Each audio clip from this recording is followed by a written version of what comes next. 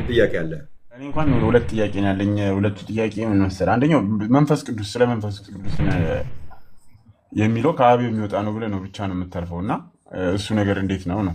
ምን ማለት ከአብ የሚወጣ ነው የሚል ስለተጻፈ ነው? ምን ላድርገው? ኦኬ፣ እሱ ማለት ነው ከአብ የሚወጣ ነው ብለህ ስታልፈው ማብራሪያው መንፈስ ቅዱስ ከአብ የሚወጣ ነው እንጂ ሌላ ነገር አይደለም ነው አንተ እያልክ ምን ልበል? መጽሐፍ ቅዱስ እንደዛ ነው የሚለው። ስለዚህ ከአብ የሚወጣን ነገር ከአብ በተለየ ሌላ አካል ማድረግ አይቻልም ነው እዛ ብቻ ነው የሚለው ማለት። ኦኬ፣ ያ መንፈስ ቅዱስ አሁን ለምሳሌ ያው የራሱ ማንነት የሌለው ነው ያንተ መረዳት። ከአብ በተለየ የራሱ ማንነት አላየሁም። መጽሐፍ ቅዱስ እንደ አሁን ለምሳሌ እግዚአብሔርና መንፈሱ ሲለን ያ የተለየ ነገር አይደለም፣ አብና መንፈሱን ማለቱ አይደለም። እንደሱ አይነት አገላለጾችን አምጣቸውና እንያቸው እና እግዚአብሔርና ጸጋው የጸጋው ቃል የተለያዩ ናቸው። እግዚአብሔርና ተብሎ በሚገለጽበት ጊዜ እግዚአብሔርና መንፈሱ እግዚአብሔርና የጸጋው ቃል ከራሱ የሚወጣውን አብ ከራሱ የሚወጣውን መንፈሱን እንደዛ ተብሎ ይገለጻል። መንፈሱ ሌላ ቃል ሆኖ ሳይሆን ከአብ የሚወጣውን መንፈስ ነው እንደዛ ተብሎ የተገለጸው። የጸጋው ቃል ከራሱ ከእግዚአብሔር የሚወጣ ነው፣ ግን እግዚአብሔርና የጸጋው ቃል ተብሎ ይገለጻል። መንፈስ ቅዱስም ከአብ የሚወጣ ነው፣ ግን እግዚአብሔርና መንፈሱ ተብሎ ይገለጻል።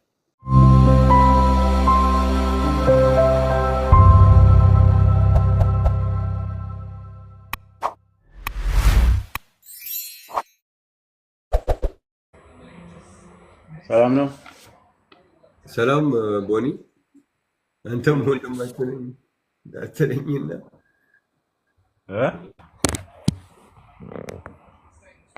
ሳላውቅ ነው የገባሁት እንዳትለኝ አንተ። ኧረ እኔ አውቄ ነው የገባው። እኔ ሳይታወቅ እንዴት እንደሚገባ ራሱ ይገርመኛል። አስበህ ነግተህ ከምናምን ሳላውቅ ይከብዳል። እሺ ምን ጥያቄ አለ? እኔ እንኳን ሁለት ጥያቄ ነው ያለኝ። ሁለቱ ጥያቄ ምን መሰለህ? አንደኛው መንፈስ ቅዱስ ስለ መንፈስ ቅዱስ ነው። ሁለት ሶስቴ አለፍከው። መንፈስ ቅዱስን የሚለው ከአብ የሚወጣ ነው ብለህ ነው ብቻ ነው የምታልፈው እና እሱ ነገር እንዴት ነው ነው? አንድ ሁለተኛ ውልድ ደግሞ ወይስ ምን ማለት ከአብ የሚወጣ ነው የሚል ስለተጻፈ ነው? ምን ላድርገው? ኦኬ፣ እሱ ማለት ነው ከአብ የሚወጣ ነው ብለህ ስታልፈው ማብራሪያው ምንድን ነው? ያ መንፈስ ቅዱስ ከአብ የሚወጣ ነው እንጂ ሌላ ነገር አይደለም ነው አንተ እያልክ። ምን ልበል? መጽሐፍ ቅዱስ እንደዛ ነው የሚለው። ስለዚህ ከአብ የሚወጣን ነገር ከአብ በተለየ ሌላ አካል ማድረግ አይቻልም ነው። እንደዛ ብቻ ነው ማለት ከዛ ሌላ አይልም። እንደዛ ካለ ታቀርበው ትችላለህ። እኔ ግን መንፈስ ቅዱስ ከአብ የሚወጣ ነው ተብሎ ተጽፏል ነው ያልኩት። ለዛ ማስረጃ ከሆነ ደግሞ ሰጥቻለሁ። ኦኬ፣ ያ መንፈስ ቅዱስ አሁን ለምሳሌ ያው የራሱ ማንነት የሌለው ነው ያንተ መረዳት። ከአብ በተለየ የራሱ ማንነት አላየሁም። ኦኬ፣ አብ የሚለው እግዚአብሔር ነው አይደለ?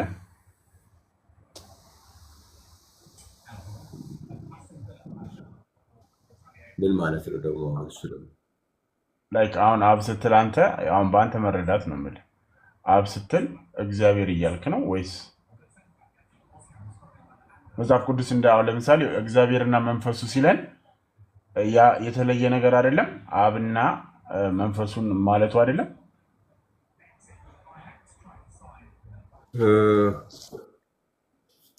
እንዴት አድርገህ እንደሱ እስኪ አሁን አንተ እንደሱ አይነት አገላለጾችን አምጣቸውና እንያቸው እስኪ። ምክንያቱም መጽሐፍ ቅዱስ ውስጥ ለምሳሌ ሐዋርያት ሥራ ምዕራፍ 20 አውጣው እስኪ። ሐዋርያት ሥራ ምዕራፍ 20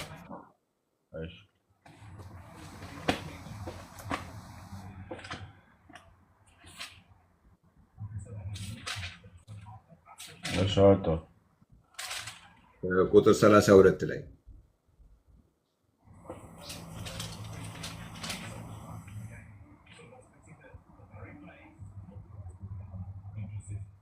እሺ፣ አሁንም ለእግዚአብሔር ያንጻቸው ዘንድ በቅዱሳን ሁሉ መካከል ርስት ያሰጣቸው ዘንድ ለእግዚአብሔር በደንብ አንብበው። አዎ፣ ለእግዚአብሔር ያንጻችሁ ዘንድ እንደገና በደንብ አንብበው። በደንብ እንደተጻፈው አንብበው። አሁንም ለእግዚአብሔርና ኦኬ ናን ያንጻችሁ ዘንድ ሳያውቁ እንደሚገቡት እኮ አረክብኝ። አይ ከፍቼ ቁጥሩና ምናምን አይቼ እንዴ እዛ ጋር 2 ጊዜ 3 ጊዜ ስደጋግም እንዴት ነው ናማ ትታየው?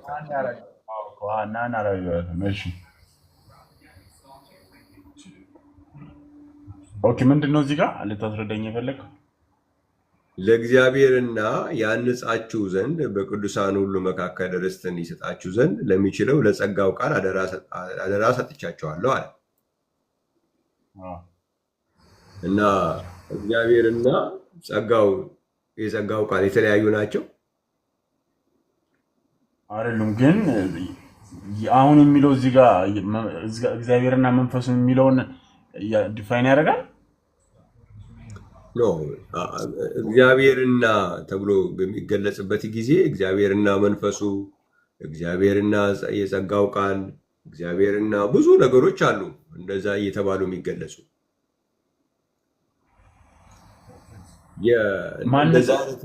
እንደዛ አይነት የመጽሐፍ ቅዱስ አገላለጾች የአካላት ማስረጃ ሊሆኑ አይችሉም። ምክንያቱም መጽሐፍ ቅዱስ እንደሱ አይነት ነገሮችን የአካላት ልዩነት በሌለበትም ሁኔታ ስለሚገልጸው፣ ስለዚህ ከራሱ የሚወጣውን አብ ከራሱ የሚወጣውን መንፈሱን እንደዛ ተብሎ ይገለጻል። ግን መንፈሱ ሌላ አካል ሆኖ ሳይሆን ከአብ የሚወጣውን መንፈስ ነው እንደዛ ተብሎ የተገለጸው። የጸጋው ቃል ከራሱ ከእግዚአብሔር የሚወጣ ነው፣ ግን እግዚአብሔርና የጸጋው ቃል ተብሎ ይገለጻል። መንፈስ ቅዱስም ከአብ የሚወጣ ነው፣ ግን እግዚአብሔርና መንፈሱ ተብሎ ይገለጻል። እዚህ መጽሐፍ ቅዱስ በዚህ መንገድ እንደሚገልጸው ነው የምትቀበለው እንጂ እኛ በእኛ አረዳድ ውስጥ አንድ ነገር ይሄና ይሄ ስላለን የግድ የተለያዩ ለሆኑ ነገሮች ነው እና እኛ የምንጠቀመው እግዚአብሔርም የሚጠቀመው ለዛ ነው ብለህ እንዳትል፣ እግዚአብሔር የሚጠቀምባቸውን የቃላት አደራደሮች ማየት ይኖርብን። ሌላም ብዙ ሊሰጥ ይችላል። ለምሳሌ ኢሳይያስ መጽሐፍ 13 አውጣ እስኪ።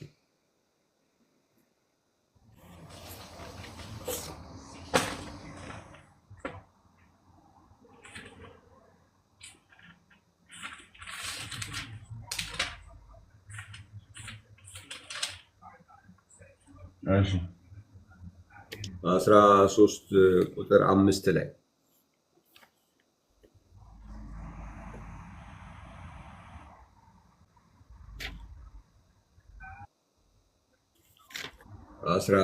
ቁጥር 5 ምን ይላል? አንብበው። እግዚአብሔርና የጦር ዕቃ ምድርን ሁሉ ያጠፏት ዘንድ ከሩቅ አገር ከሰማይ ዳርቻ ይመጣሉ። አሁን እንትኑ ይመጣሉ ፕሉራል ቃል ነው አይደለ? እነማን ናቸው እነኚህ? እግዚአብሔርና የቁጣው ቃል እና የቁጣው የጦር ዕቃ የቁጣው የጦር ዕቃ ስለተባለ ስለዚህ እግዚአብሔርና የቁጣው የጦር ዕቃ የተለያዩ አካላት ሆነው ሊመጡ ነው ማለት ነው። ኦኬ ግን ይሄኛው አሁን እነዚህ ሁለቱን ያነሳቸው ነገሮች ከእግዚአብሔርና አሁን የጦር ዕቃ የሚለው ሌላ ነገር ነው። እዚህ ግን ለምሳሌ ዕብራውያን ላይ ስትሄድ መንፈስ ቅዱስ እንደሚለው ይለናል። ስለ ኢየሱስ ክርስቶስ ደግሞ ከኔ ይሰማል ይላል አይደለ? አሁን ይሄ ከአብ የሚወጣው ነገር ነው የሚናገረውና የሚሰማው። እዚህ ጋር እነዚህ አሁን የጠቀስናቸው እግዚአብሔርና እያልክ ያወራናቸውና ይሄ ለምሳሌ ስለዚህ መንፈስ ቅዱስ እንደሚል ሲባል ያ የጦር ዕቃ እንደሚያደርገው አይባልማ። ወይ ደግሞ ያንን ነገር የሚያዘዋል። ይሄኛው ግን የሚሰማና የሚናገር ነው የሚሆነው። እና እንዴት ነው አሁን አንተ ከአብ የሚወጣ ብቻ ነው ብለህ ስትል እዚህ ጋር የሚናገር ሲሆን ከራሱ ይናገራል ማለት ነው። ከዛ ደግሞ የሚሰማ ሲሆን ይሰማል ማለት ነው አይደለ? ኢየሱስ ክርስቶስ የሆነ ቦታ ላይ እሱና መንፈስ ቅዱስ ልዩነት እንዳላቸው ይነግረናል። ቆይ እንጨርሰው፣ የመንፈስ ቅዱስን እንጨርሰውና ከዛ ወደዛ እንሄዳለን። አሁን የእግዚአብሔር የሆኑ ነገሮች ቅድምም አንተ አልነበርክም ማለት ነው ሳስተምር እና የእግዚአብሔር የሚባሉ ወይም የአብ የሚባሉ ነገሮች እንዴት ነው በመጽሐፍ የሚገለጹት የሚለውን ነገር ማወቅ ያስፈልጋል የሚለውን እያየን ነበረ። ለምሳሌ ኢሳይያስ 30 ቁጥር 27 እስኪ ያውጣው።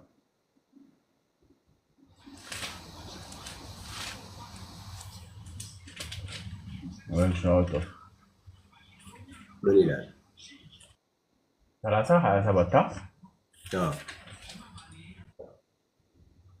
እነሆ የእግዚአብሔር ስም ከሚነድድ ቁጣ ከሚትጉለጉል ጢስ ጋር ከሩቅ ይመጣል፣ ከንፈሮቹም ቁጣውን የሞሉ ናቸው፣ ምላሱም እንደምትበላ እሳት ናት፣ እስትንፋሱም ማን ነው የሚመጣው? የእግዚአብሔር ስም እና የእግዚአብሔር ስም ይመጣል። ከዛ ቁጣን የተሞሉት ምኖቹ ናቸው? ቁጣን የተሞሉት ከንፈሮቹ። ኦኬ፣ ምኑ ነው እንደምትባላ እሳት? ምላሱ። እና አሁን የእግዚአብሔር ስም የሆነ ምላስ አለው፣ የሆነ ምላስ እንዲህ የሚርገበገብ ምላስ አለው ማለት ነው። ከንፈር አለው ማለት ነው። የሚገልጸው የእግዚአብሔር ስም ሲል ምኑን ነው? ኃይሉን አይደል? አይ እዚህ የተቀመጠው የእግዚአብሔር ስም ነው። የእግዚአብሔር ስም ነው የሚለው ግንብ ነው፣ የእግዚአብሔር የጸና ግንብ ነው ይለዋል። ያ ማለት ግን ግንብነቱን ሳይሆን ኃይሉን ነው አይደል? አሁን እዚህ ጋር ይሄ አሁን እኔ እናንተ ከምናወራው ጋር እናወራለን። የጸና ግንብ ነው የእግዚአብሔር ስም። ብዙ ነገር እናወራለን፣ ችግር የለውም። ግን አሁን እዚህ ጋር ከንፈር አለው ሲል ምላስ አለው ሲል የእግዚአብሔር የሆነ ነገር እንደዚህ ይገለጻል። ያ ማለት የእግዚአብሔር ስም የሚባል ከንፈር ካለው ምላስ ካለው አካል አለው ማለት ነው ብለን አንተርጉም ማለት ነው።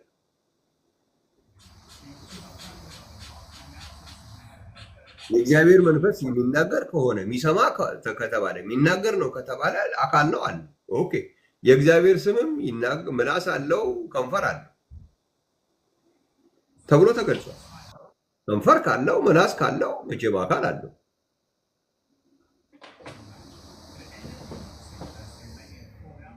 ምንድን ነው መሰለህ ቦኒ እንድታይ ያስፈልገው መጽሐፍ ቅዱስ ውስጥ የመጽሐፍ ቅዱስን የቃላት አጠቃቀም መረዳት ያስፈልጋል። መንፈስ ቅዱስ ይናገራል። ዕብራውያን ላይ ሄደ ደግሞ ስታይ ደሙም ይናገራል ተብሎ ተጽፏል አይደለም? ያ ማለት ደግሞ ደሙ የሚናገር ከሆነ ደሙ ለብቻው ሌላ አካል አለው ማለት አይደለም። የሱ ነው፣ ከሱ የሚወጣ ደም ነው። ከሱ የሚወጣ ደም ስለሆነ ይናገራል ተብሎ ሊገለጽ ይችላል። ይሰማል ተብሎ ሊገለጽ ይችላል። ይወቅሳል ተብሎ ሊገለጽ ይችላል። ያጽናናል ተብሎ ሊገለጽ ይችላል። ግን በዛ ውስጥ ሁሉ የሚያደርገው ያ የሚወጣበት ነው። እንትኑን አይቀይረው።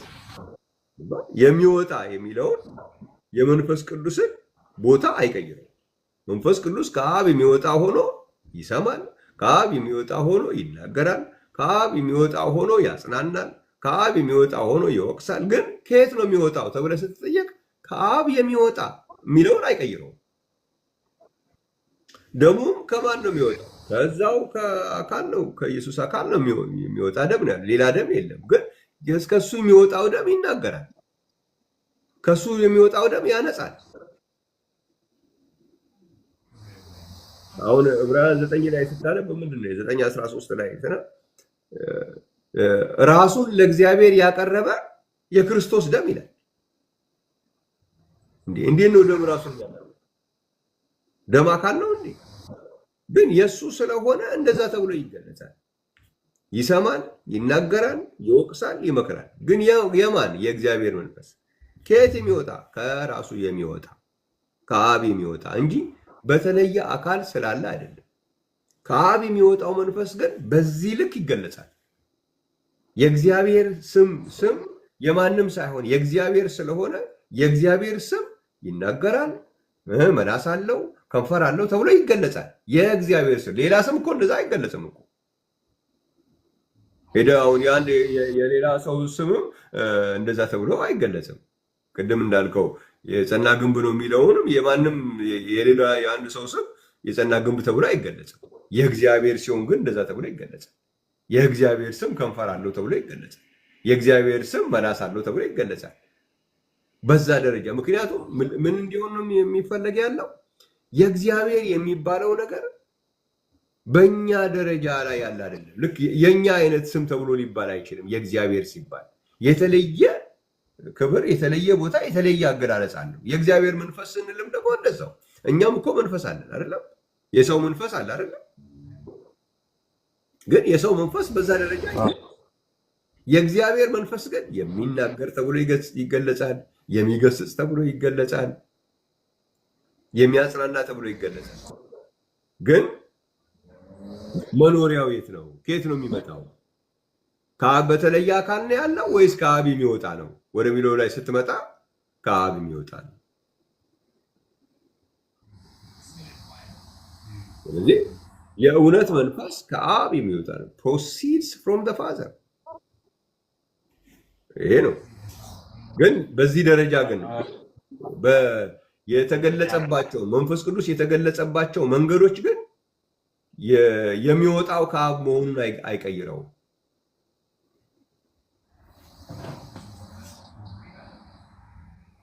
የእግዚአብሔር ስም የተገለጸባቸው መንገዶች መላስም ከንፈርም ምንም አለው ይባል የእግዚአብሔር ስም ስለሆነ ነው እንጂ የተባለው እንጂ ከእግዚአብሔር ከራሱ የተለየ ደግሞ ሌላ አካል የእግዚአብሔር ስም ይባል ስላለ አይደለም። ከንፈር አለው ምላስ አለው ይተባል።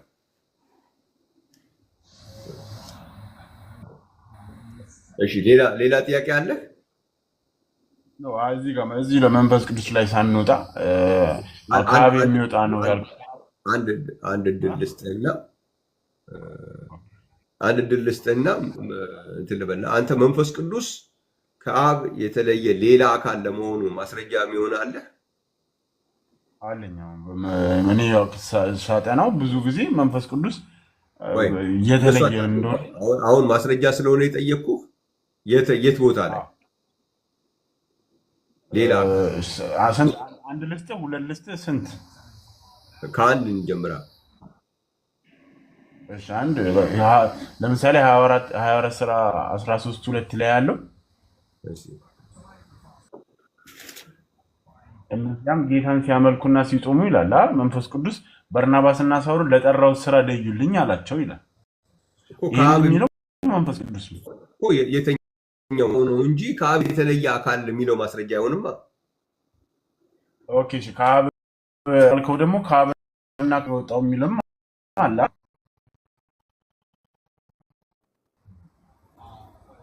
እሱ አብ የሚኖረው በወልድ ስለሆነ ችግር የለውም።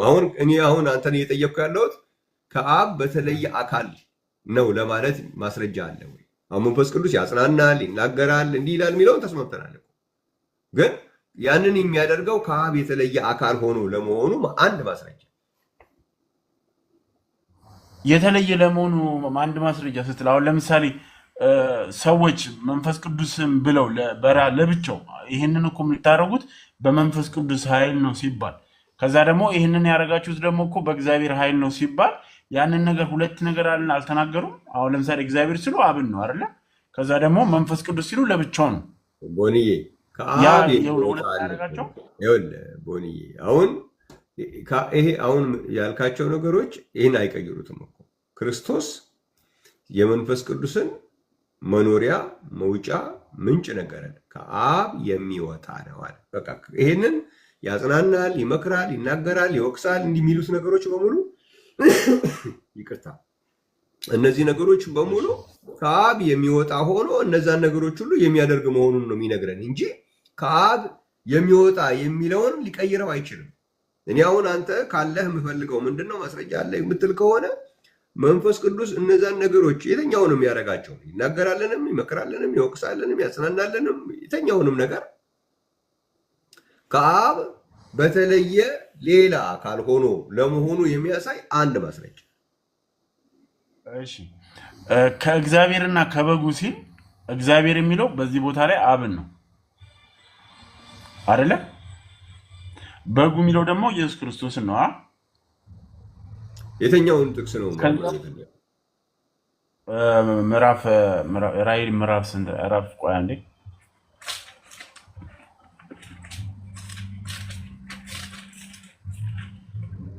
ራዕይ ምዕራፍ 22 ላይ ያለው እንደዚህ ይላል።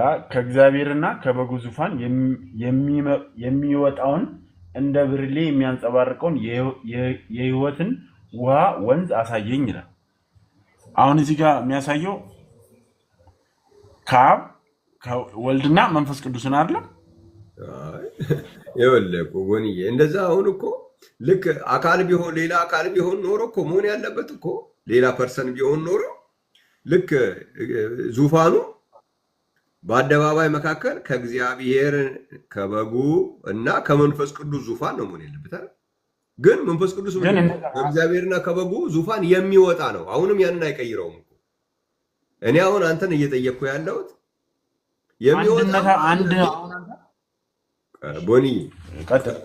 የሚወጣ መሆኑማ እኔም ማምነው እኮ ነው። እኔ አሁን ከአንተም የምጠይቅ ያለሁት ከአብ በተለየ አካል ሆኖ ወይም የተለየ ፐርሰን የሆነ መንፈስ ቅዱስ ማስረጃ ስጠኝ ነው እያልኩ ያለሁት። የእግዚአብሔርን መንፈስ ከአብ እንደሚወጣ እኔም አንተም እንስማማለን አይደለ? አንድ የሚለው እኮ ነው የማያስማማ ነው። የሚወጣ ከሆነ ኮንቲኒስ እኮ ነው። ሁልጊዜም ከአብ የሚወጣ ያን የሚሰራውን የማጽናናቱንም የመናገሩንም የመምከሩንም ሁሉንም የሚሰራው ከአብ የሚወጣ ነው። አንተ እኮ ምትል ያለኸው ልክ እንደ አብ ሌላ ፐርሰን ነው አለ። እሱን ነው ማስረጃ የምፈልገው። የሚወጣማ ሁሌ ከአብ እየወጣ ይሄን ያደርጋልማ እኔም ማምነው ነው። አንተ ግን የምትለው እኮ እንደ አብ ሌላ ፐርሰን ነው ራሱን የቻለ እንደሱ። አሁን ለምሳሌ አንተ ኢየሱስ ክርስቶስ እኔ መንፈስ ቅዱስ ሌላ አካል መሆኑ ቦንዬ አሁን ዝም ብለን እንደዚህ ጊዜያችን አናባከንም። ስለዚህ እንደሱ የሚያሳይ አንድ ጥቅስ ስጠኝ እና ቦታዋን ልየውና ካለ አለ ከሌለ የለም እንድንባባል ቦታዋን ስጠኝ። አሁን እኮ እንደገና ወደኋላ እንዳልመለስ የእስጢፋኖስን ታሪክ ልንገርህ። የእስጢፋኖስን ያው ሌላ ነገር ተውና አሁን ቦታ ካለ ምዕራፍና ቁጥር ስጠኝና እሷን ላንብብልህ። ሐዋርያት ሥራ ላይ ነው የእስጢፋኖስን ነው የማነብልህ። እሺ የትም ቦታ ሐዋርያት ሥራ ምዕራፍ ስንት? ምዕራፍ 7 አይደለም የእስጢፋኖስ ስላልከኝ የእስጢፋኖስ ነው።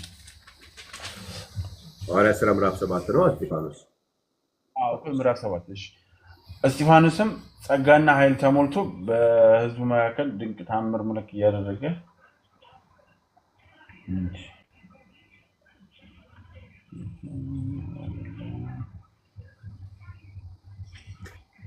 እሺ ቦንዬ ግድ የለም። በጣም ነው የማመሰግነው ዛሬም ስለመጣ። ይሄኛው 7:55 ላንብበውሽ። ይበቃል። በቃ ቦንዬ ሐዋርያት ሥራ 7:55 ላንብብልና ከዛ አንተ የምትሰጠው የምትለውን ነበረ። መንፈስ ቅዱስም ተሞልቶ ወደ ሰማይ ትኩር ብሎ ሲመለከት የእግዚአብሔርን ክብር ኢየሱስን በእግዚአብሔር ቀኝ ቆሞ አየው ይላል። አሁን እዚህ ጋር ያየ ነው ላይ እግዚአብሔር የሚለው አለ። አሁን ሌላ ቦንዬ ምንቱን ስታጣ ሌላ ነገር ውስጥ ለመግባት ነው እየሞከርክ ያለው። አሁን መንፈስ ቅዱስ ተሞልቷል እስጢፋኖስ። ጥያቄው እሱ አይደለም። እኔ እየጠየቅኩ ያለሁት ከአብ መንፈስ ቅዱስ፣ ይሄ ከአብ የሚወጣው መንፈስ ቅዱስ እኮ ነው የተሞላው፣ ሌላ አይደለም። ስለዚህ መንፈስ ቅዱስ ከአብ የሚወጣ ነው የሚል ቃል መጽሐፍ ቅዱስ እስካለ ድረስ እንዲሁ ልፋት ነው እየለፋ ያለው። ቦኒ ምንም እኔም አምናለሁ። እኔ እየጠየቅኩ ያለሁት አንተማ ሌላ ፐርሰን ነው አልካ ነው እንጂ እንደዛ ነው የሚለው እኮ መጽሐፍ ቅዱስ። ፐርሰን ከፐርሰን እንደዛ አይልም። እግዚአብሔር ቀኝ ነው። ቆይ እግዚአብሔር ውስጥ ብዙ ፐርሰኖች ቁጭ ብለው ፐርሰኖች እየወጡ ነው ለሰዎች የሚሰጡት እየወጣ አይደለም። መንፈስ አንድ ነው። ስለዚህ እኔ እየጠየቅኩ ያለሁት ካለ ማስረጃ እየጠየቅኩ ያለሁት ከአብ እየወጣ ሰው መንፈስ ቅዱስ ይሞላል፣ ይጽናናል፣ ይወቀሳል፣ ምን ይላል። ግን ይሄ መንፈስ ከማን ነው የሚወጣው? ከአብ ነው የሚወጣው እንጂ ከአብ በተለየ ልክ እንደ አብ ሌላ ፐርሰን ሆኖ ሌላ አካል ሆኖ ሌላ ፐርሰን ሆኖ አለ የሚል ማስረጃ የለም። ከአብ የሚወጣው መንፈስ የሚሰራውን ስራ ነው። አሁን አሰራሩን ነው አካል እያልክ የምትጠቅስልኛል። እኔ ደግሞ ከአብ እየወጣ የሚሰራውን ስራ ሳይሆን መንፈስ ቅዱስ ልክ እንደ አብ ሌላ ፐርሰን ነበር የሚል ማስረጃ አንድ ነው የጠየቁ። አንተ ብትለኝ ተሞላ ሚል ታሳየኛለህ፣ ተቀበሉ ሚል ታሳየኛለህ። እሱማ ከአብ የሚወጣውንማ ተቀበሉ፣ ከአብ የሚወጣውንማ ተሞሉ። ግን ከአብ በተለየ አካል ሌላ ፐርሰን የሚል መጽሐፍ ቅዱስ ውስጥ የለም።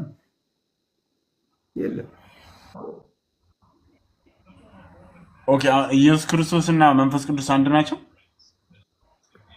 እሱ ደግሞ ሌላ ጥያቄ እኮ ነው።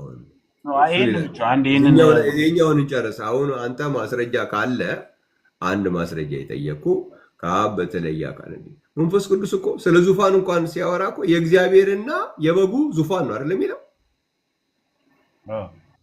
የመንፈስ ቅዱስ። ሌላኛው ፐርሰን አይመለከታቸውም ዙፋኑ። ሰላምታ ሐዋርያው ጳውሎስ ሰላምታ በሚሰጥበት ጊዜ ከጌታችን ከእግዚአብሔር አብና ከጌታችን ከኢየሱስ ክርስቶስ ጸጋና ሰላም ከሶስተኛው አካል መቼ ነው ከሳቸው የሚመጣው? እና ይሄ ሌላ ፐርሰን የሚለው ነገር ማስረጃ ልታቀርብ የምትችለው አይደለም። ስለዚህ ደጋግሜ እድል ሰጥቻለሁ። ከዚህ በኋላም ዝም ብለን መቀጠል ያለብን አይመስለኝም።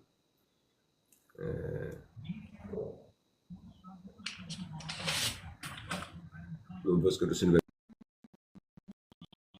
በሚመለከት ማለት ነው። እና እስቲ እንግዲህ መልካም እንግዲህ እግዚአብሔር ይመስገን ሰፋ ያለ ረዘም ያለ ጊዜ ወስጃለሁ። አሁን ከእንትናችን ውጭ የሆነች ነገር ግን ማነው እንትና የጠቀሳት አለች።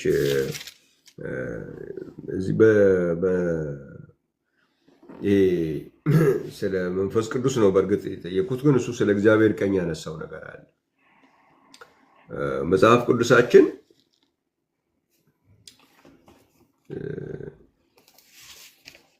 ስለ እግዚአብሔር ቀኝ የሚያወራውን ቅድም አይተናል። በአንደኛ ቆሮንቶስ ምዕራፍ 15 ላይ ጠላቶቹን ሁሉ ከእግሩ በታች እስኪያደርግ ድረስ ሊነግስ ይገባዋል ብሎ ሐዋርያ ጳውሎስ የተረጎመውን አይተናል። በሌላ ክፍል ላይ በቀኝ ተቀመጥ የሚለውን ሊነግስ ይገባዋል ብሎ እንዴት ግሩም አድርጎ እንዳስቀመጠው አይተናል። ሌላው አንድ ጥቅስ ደግሞ ባሳያችሁ ዕብራውያን ላይ ስለ እግዚአብሔር ቀኝ ስለሚለው ነገር ብዙ መቆየት አልፈልግም። አሁን ግን እንደው ዕብራውያን መጽሐፍ ምዕራፍ 1 ላይ ምን የሚል ቃል ታገኛላችሁ? ቁጥር 3 ላይ እርሱ የክብሩ መንጸባረቅና የባህሪው ምሳሌ ሆኖ ሁሉን በስልጣኑ ቃል እየደገፈ ኃጢአታችንን በራሱ ካነጻ በኋላ በሰማያት በግርማው ቀኝ ተቀመጠ ይላል። ኦኬ፣ ሌላ ቦታ ላይ በእግዚአብሔር ቀኝ ተቀመጠ ነው የሚለው፣ እዚህ በግርማው ቀኝ ይላል። ስለዚህ በእግዚአብሔር ቀኝ ተቀመጠ ማለት በግርማው ቀኝ ማለት ነው። እንጂ በሆነ አካል ወይም በሆነ ፐርሰን በግራው በኩል ሳይሆን በቀኙ በኩል ዞሮ ማለት አይደለም። ግርማ ለማለት ነው። ስለዚህ ሐዋርያው በእግዚአብሔር ቀኝ ተቀመጠ የሚለውን በግርማው ቀኝ ተቀመጠ ብሎ ነው ያስቀመጠው። ስለዚህ የእግዚአብሔር ቀኝ የእግዚአብሔር ግርማ ነው እንጂ ሌላ አካል ማለት አይደለም። እንዲሁ ስለተነሳች እችን ነገር እንትን ለማድረግ ነው። በሌላ ጊዜ ደግሞ በሰፊው እንሄድበታለን፣ ጥያቄው ለብቻው ሲመጣ። በጣም ነው የማመሰግነው ሁላችሁንም። ጌታ ኢየሱስ ቢፈቅድ ብንኖር ሳምንት እንገናኛለን።